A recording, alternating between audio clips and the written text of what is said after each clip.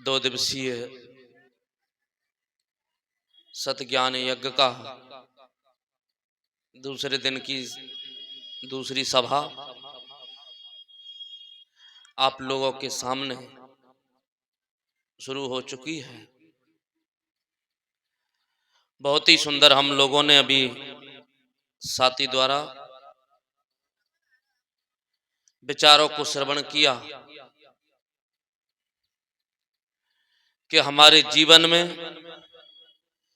जीते जी स्वर्ग की प्राप्ति कैसे हो। संसार में कोई भी ऐसा आदमी नहीं है जिससे ये सवाल किया जाए, पूछा जाए कि तुम क्या चाहते हो, मरने के बाद स्वर्ग चाहते हो कि नरक, तो कोई नहीं कहेगा कि मुझे नरक चाहिए। सब लोग चाहते हैं कि हमें स्वर्ग मिले। और स्वर्ग किस लिए चाहते हैं?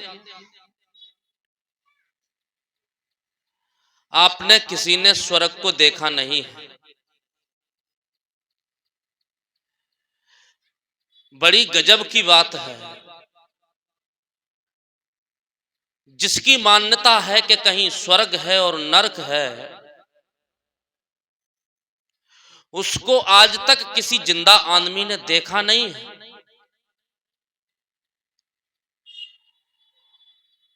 सबके अंदर में कल्पना होती है, सबके अंदर में एक उसकी झलक होती है।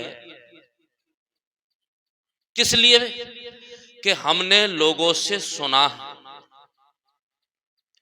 संतों से सुना है,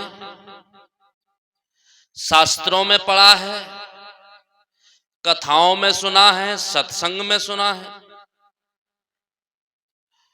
और उसकी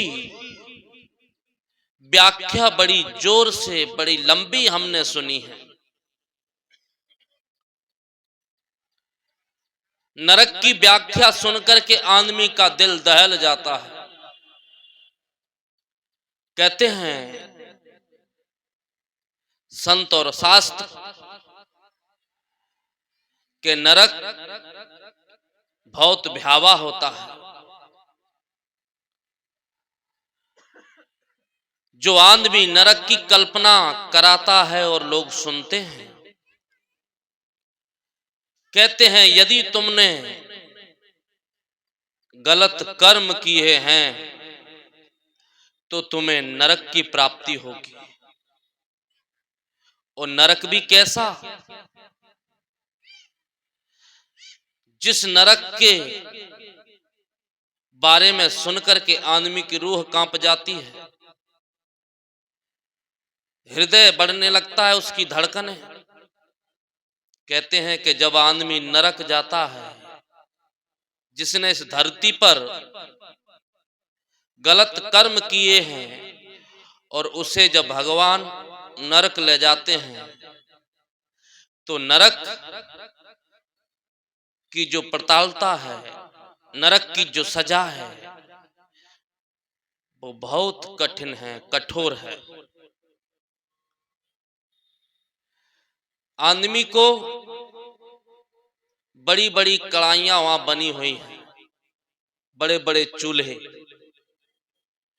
उस पर कढ़ाइयां हैं, कढ़ाइयों में तेल है,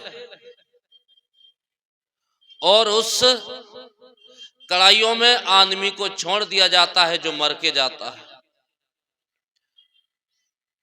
उसे भुजिया की तरह भून दिया जाता है, पकौड़े की तरह तल दिया जाता है।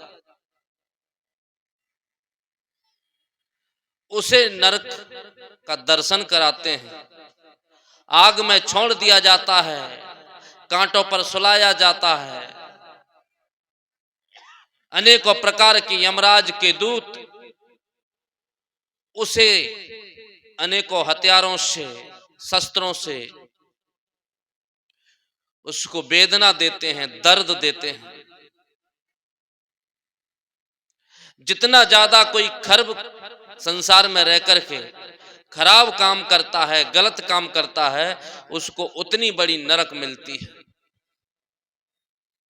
ऐसी व्याख्या हम लोगों ने धर्म गुरुओं से कथाओं से सुनी है, शास्त्रों में भी कहीं कहीं इसका उल्लेख है। वहीं दूसरी तरफ स्वर्ग है। स्वर्ग का सुख हर प्राणी प्राप्त करना चाहता है। स्वर्ग में ऐसा ऐसा सुख है जो कल्पना से भी परे है। सबसे बड़ा सुख तो यह है कि आदमी एक बार स्वर्ग चला गया फिर वो कभी दोबारा मरता नहीं है। जो आदमी एक बार स्वर्ग चला गया फिर वो कभी बूढ़ा नहीं होता है। जो आदमी एक बार स्वर्ग चला गया फिर उसे कभी भूख भी नहीं लगती है। और भूख यदि लग भी जाए तो ऐसे ऐसे व्यंजन है जो इस धरती पर तो है ही नहीं। देवता उसका सिर्फ सेवन करते हैं, वो आपको मिलेगा। जो आदमी स्वर्ग चला गया उसे रोज फूलों की सैया सोने को मिलती है। इतने सुख हैं स्वर्ग में कि आदमी कल्पना नहीं कर सकता। ऐसे सुख को भला कौन नहीं पाना चाहता है। हर आदमी चाहता है कि मुझे फूलों की सैया मिले। हर आदमी चाहता है कि मुझे अच्छा अच्छा भोजन मिले। हर आदमी चाहता है कि लोग मेरी सेवा में लगे। हर आदमी चाहता है कि सदा वो सुखी और जवान और कभी उसकी मृत्यु ना हो। ये हर आदमी की चाह है। तो क्या हमारी चाह ये पूरी हो सकती है? क्या वास्तव में हमें ऐसे स्वर्ग का कभी दर्शन होगा? कथाओं में कहा गया है कि आप उसका अनुभव कर सकते हैं, उसका दर्शन कर सकते हैं, लेकिन उस स्वर्ग की प्राप्ति के लिए हमें कुछ पहले मेहनत करनी होगी। पहले कुछ एग्जाम देने होंगे, कुछ परीक्षाएं देनी होंगी। आपने सीरियलों में देखा होगा, नाटकों में देखा होगा, जो आदमी स्वर्ग जाता है, स्वर्ग के लिए इच्छा रखता है, स्वर्ग पाना चाहता है, वो कितनी घोर तपस्या करता है। जंगलों में जाएगा, आंख बंद करके एक आसन पर सालों सालों भर बैठा रहता है। खाना पीना छोड़ देता है। संसार के सुख जितने भी हैं उनको छोड़ देता है। वो स्वर्ग की इच्छा रखता है, क्योंकि उसे अमर होना है, उसे स्वर्ग चाहिए। और अमरता तो सिर्फ स्वर्ग में मिलेगी। ऐसे ही एक आदमी सुख की प्राप्ति के लिए रोज हनुमान जी की सेवा किया करता था।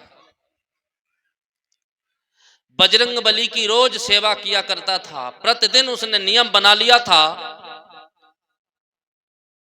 कि वो मंदिर में जाएगा और रोज भगवान को एक लड्डू का भोग लगाएगा।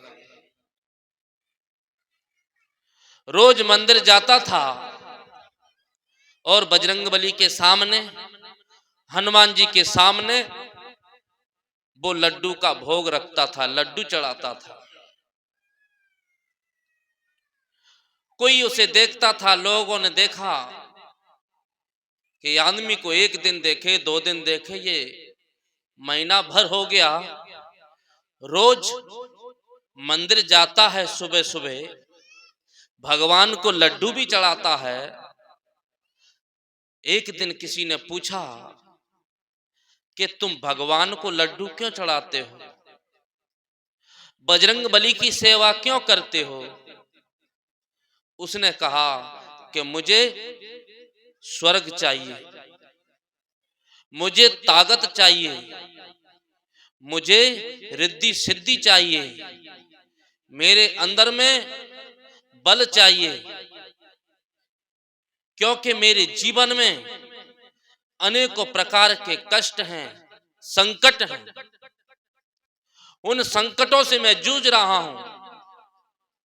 किसी ने बताया है कि आप हनुमान जी की सेवा करिए, बजरंग बली की सेवा करिए, क्योंकि भगवानों में जितने भी देवताओं हैं, किसी भी देवता के सामने ये नहीं लिखा जाता है कि ये संकट मोचन है। संकट मोचन किसको लिखा जाता है, किसके लिए कहा जाता है? हनुमान जी के लिए। उसे संकट मोचन कहते हैं। ये संकटों का हरण करते हैं। जिसके पास बजरंग बली जैसी हस्ती हो, जिसके पास बजरंग बली जैसा देवता हो, उसे दुनिया में कोई भला पराजित कर सकता है?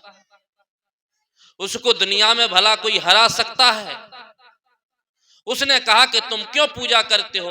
उसने कहा कि बजरंग बली के बारे में हमने सुना है, हनुमान जी के बारे में सुना है कि ये संकट मोचन है, इनके अंदर में वो पावर है, इनके अंदर में वो शक्ति है कि दुनिया का संकट हर लेते हैं। और दुनिया को तो क्या, जो दुनिया को बनाया है, जिसे हम भगवान कहते हैं, इन्होंने भगवानों के संकट हरे। मैं तो एक तुच्छ आदमी हूं, मैं तो एक साधारण आदमी हूं, लेकिन कहा जाता है और रामायण में सबने देखा भी है कि जिसे हम तीनों लोक का स्वामी कहते हैं, जिसे हम परमात्मा कहते हैं, जिसे हम घट घट बासी कहते हैं, प्रभु श्री राम का संकट यदि कोई हरा तो कौन हरा? बजरंग बली, हनुमान जी। जब उसके ऊपर विपत्तियां आई, उनके भाई पर शक्ति बाण लगा, उस समय सारी शक्तियां जितनी भी थी संसार में सब बगल हो गईं। किसी के पास समाधान नहीं था कि वो राम के भाई को बचा सके। किसी के पास वो शक्ति नहीं थी कि वो राम के भाई को जिंदा कर सके, उसे जला सके, उसे प्राण दे सके। राम ने भरोसा जताया किस पर? बजरंग बली पर, अपने भक्त पर। और उसने उस भरोसे को पूरा किया। उसके भरोसे पर वो खरा उतरा। क्यों? क्योंकि बजरंग बली जैसा व्यक्ति, हनुमान जी जैसा व्यक्ति किसी भी संकट से जूझ सकता है। उसके पास कोई संकट टिक नहीं सकता, क्योंकि उसके पास वो शक्ति है। इसीलिए उसे संकट मोचन कहा जाता है। और शायद इस भारतवर्ष में सबसे ज्यादा मंदिर और सबसे ज्यादा पूजा यदि किसी की होती है तो वो बजरंग बली है, वो हनुमान जी हैं। आपको हर चौराहे पर, हर गांव में आपको वो मिल जाएंगे।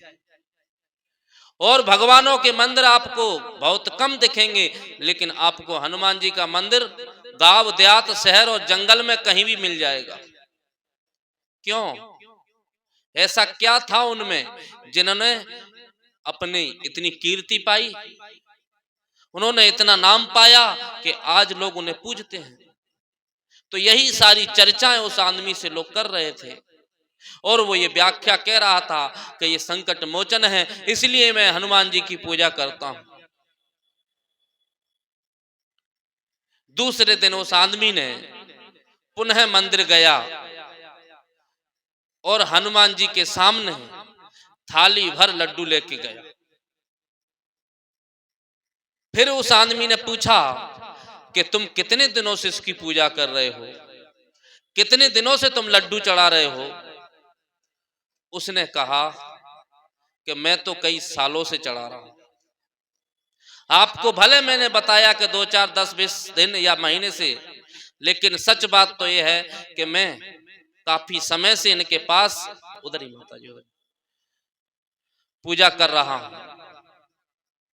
लोगों ने कहा, उस व्यक्ति ने कहा कि हमें ये बताइए, आप बजरंग बली की पूजा करते हैं, आप कहीं कोई गलत काम तो नहीं करते हैं? उसने कहा कि मेरे जीवन में कोई ऐसा गलत काम नहीं है, मैं कभी किसी को गाली नहीं देता हूं, मैं किसी के साथ गलत करता ही नहीं हूं। बस खाने पीने में थोड़ा सा मेरी जीभ फिसल जाती है और मैं दारू पी लेता हूं। उसने कहा कि मैं दारू पीता हूं।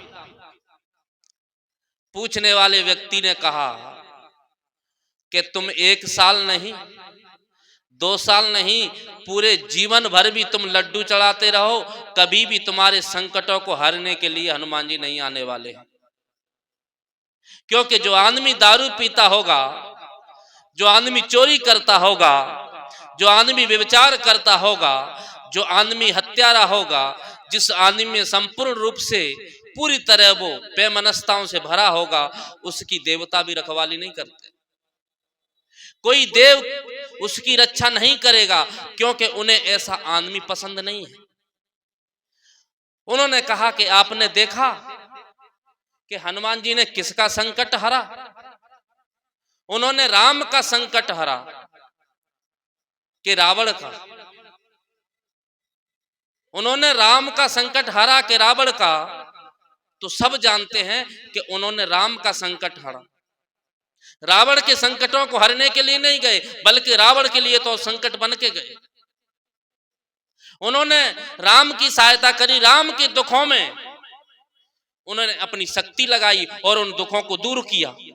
लेकिन रावण के पास जब संकट आया तो हनुमान जी उनके पास नहीं गए थे। क्यों नहीं गए? क्योंकि भगवान भी, ईश्वर भी, कोई भी देवता हो, उसी की रक्षा करता है जो पवित्र होता है, जो आदमी सदाचारी होता है, जो आदमी सदैव उसी की रक्षा करते हैं जो आदमी अंदर से भगवत्व को अपना लेता है। रावण के लिए वो स्वयं संकट थे, लेकिन हनुमान जी श्री राम के लिए संकट मोचन थे। जो भगवानों की रक्षा कर सके, जो ईश्वर की रक्षा कर सके, और तुम चाहते हो कि दारू पी करके हनुमान जी को लड्डू चढ़ाएं और भगवान को धोखा देकर के अपना संकट का हरण करवा लें। कोई भी देवता, कोई भी संत, कोई भी परमात्मा, कोई भी ईश्वर हमें कभी भी सुखी नहीं कर सकता, कभी भी हमारे दुखों को नहीं हर सकते। आप चाहे कितनी भी अर्चनाएं, वंदनाएं, पूजाएं, कुछ भी करो, आज हमारा जीवन भी उसी तरह है, उसी शराबी की तरह है कि हम भगवान की पूजा करना चाहते हैं और भगवान की पूजा करते भी हैं, ईश्वर की पूजा करते भी हैं। जो जिसको मानता है, किसी भी देवता को मानता हो, राम को मानता हो, कृष्ण को मानता हो, जिसको भी जो मानता है, सब अपने अपने ढंग से अपने भगवानों की पूजा करते हैं। लेकिन भगवान खाली पूजा से प्रसन्न नहीं होने वाले हैं, देवता खाली पूजा से प्रसन्न नहीं होने वाले हैं। यदि भगवान भी प्रसन्न होते हैं, देवता भी प्रसन्न होते हैं, तो उनके लिए हमारा जीवन निर्मल होना बहुत आवश्यक है। हमारे जीवन में पवित्रता, शुद्धता बहुत आवश्यक है। यदि हमारा जीवन गंदा है, अपवित्र है, हमारे जीवन में तमाम तरह की बुराइयां हैं, तो हमारा भगवान भी कभी सहायता नहीं कर सकता। क्योंकि कहा है, निर्मल मन जन सो मोय पावा। किसी ने पूछा कि राम, भगवान के दर्शन किसे होते हैं, राम किसे मिलते हैं? जो राम की 4-4 घंटे पूजा करता है उसे राम मिलते हैं, या जो राम की नाम की जाप करता है, जो राम नाम जाप करता है उसे राम मिलते हैं, या राम नाम की चादर उड़ करके वो लोगों के बीच में घूमता है, क्या उसे राम मिलते हैं? राम किसी चादर में नहीं है, राम किसी माला में नहीं है, राम किसी नाम जप में नहीं है, राम तो है पवित्र मन में। क्योंकि प्रसंग लिखा गया था कि भगवान से किसी ने पूछा कि आप किसको प्राप्त होते हैं? उन्होंने कहा कि मैं पूजा करने वाले को प्राप्त नहीं होता हूं। यदि मन गंदा है और पूजा कर रहा है तो उस आदमी से मैं लाखों कोस दूर रहता हूं। लेकिन वहीं वो मंदिर नहीं जाता हो, किसी की भी पूजा ना करता हो, लेकिन उसका दिल दिमाग और तन मन दोनों पवित्र हों, तो निश्चय में उस आदमी से स्वयं मिलने जाता हूं। निश्चय में उस आदमी को ही दर्शन देता हूं जो अपने पवित्र मन और भावना रखता है। निर्मल जन सो मोय पावा, मोय कपट छल छिद्र न भावा। राम जी कहते हैं कि मुझे कपटी आदमी नहीं पा सकता। जो आदमी कपट रखता है, जो ईर्ष्या रखता है, लोगों से घृणा रखता है, बेमनस्ता रखता है, वो मुझे नहीं पा सकता। मुझे तो वही व्यक्ति पा सकता है जिसका हृदय पवित्र हो। और आपने देखा, पवित्र मन वालों को भगवान मिले। सीरियल में बताया गया, कथाओं में लिखा गया, बहुत धनपति आदमी को भगवान की प्राप्ति नहीं होती है। जिसके पास बहुत धन हो, बड़ा मंदिर बना ले अपने दरवाजे के सामने, तो क्या भगवान उसको मिलेंगे? भगवान तो उसे मिलते हैं जिसका हृदय, जिसका मन अमीर हो। और अमीर किससे? सद्गुणों से। बाहर की संपत्ति, बाहर का वैभव, बाहर की सारी चमक दमक हमें ईश्वर से नहीं मिला सकती, क्योंकि ये तो ईश्वर से दूर करने के साधन है। संसार का वैभव हमें ईश्वर से दूर रखता है। संसार का वैभव हमें परमात्मा से दूर कर देता है।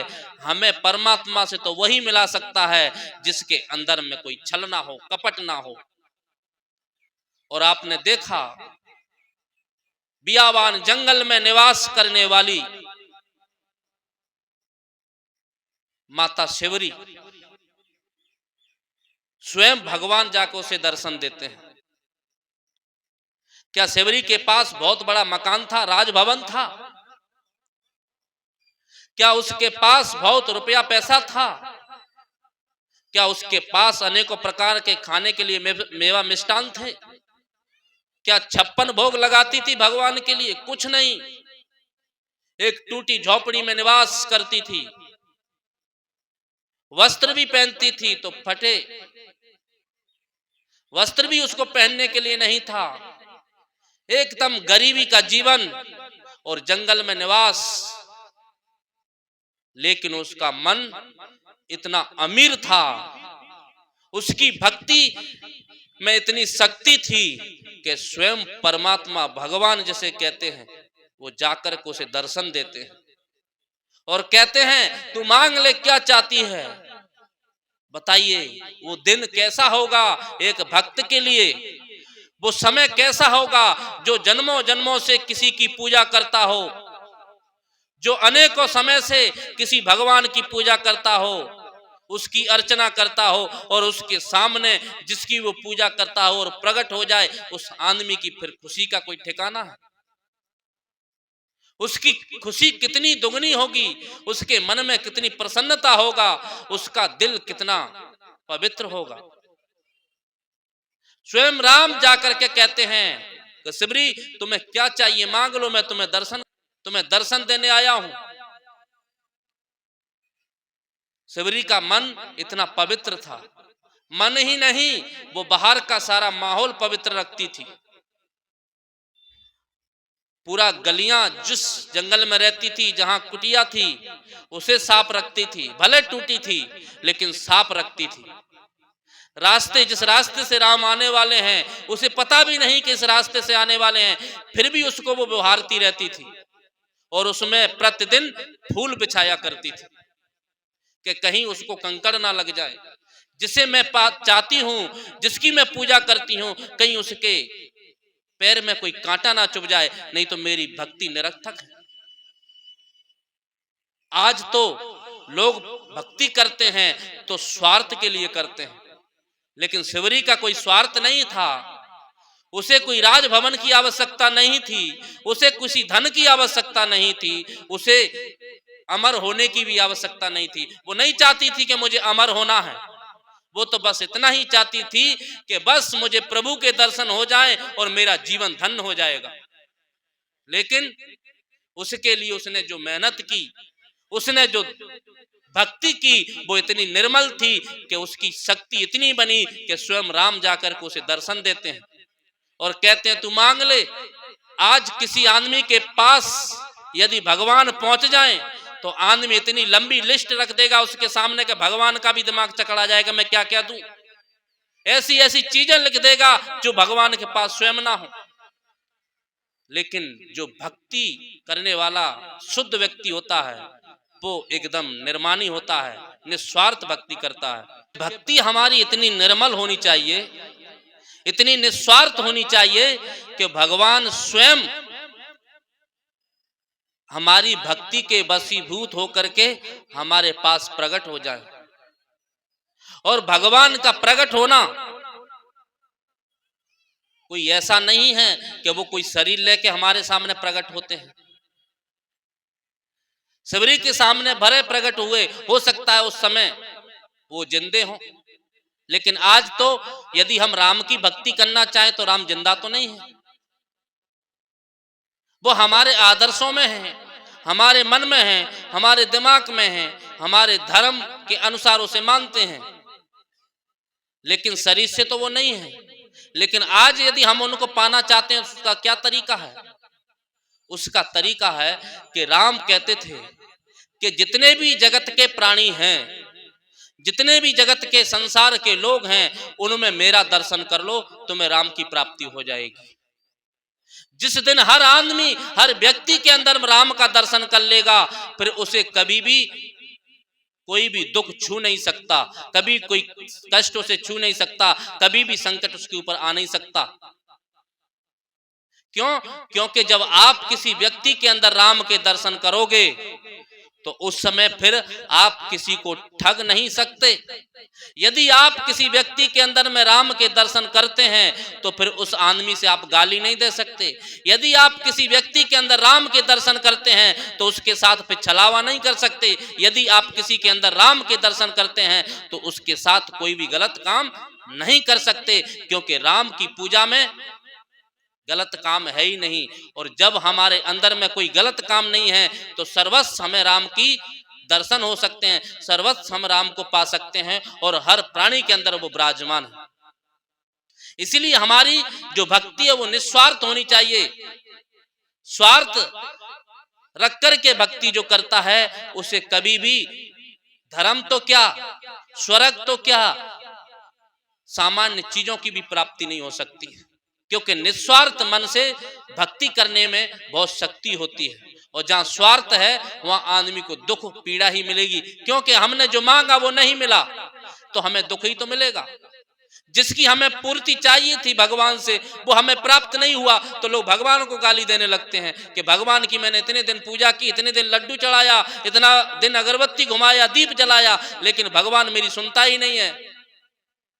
उस समय हमें फिर कष्ट होता है, दुख होता है। लेकिन निस्वार्थ भक्ति करने वाले कभी अपने आप को दुखी महसूस नहीं पाते हैं। इसलिए कहा कि हनुमान जी संकट मोचन है।